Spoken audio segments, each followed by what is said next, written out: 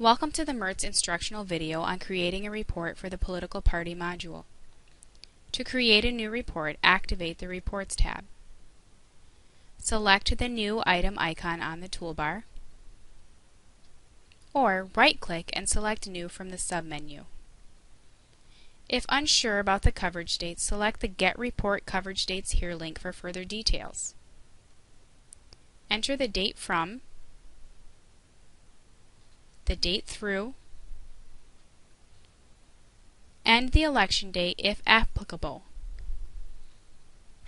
Select the report type from the drop-down menu. Add a dissolution date only if the committee is wishing to dissolve with this report. If the committee does not want to dissolve at this time, please leave the field blank. Select OK to save and exit the report information window.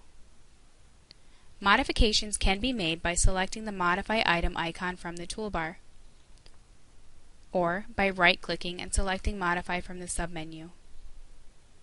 Make the necessary changes, and select OK to save and exit. A verification window will appear asking if you would like to modify or amend the selected object. Select Yes to continue or No to cancel. Be sure to save and back up the committee MERTS file each day.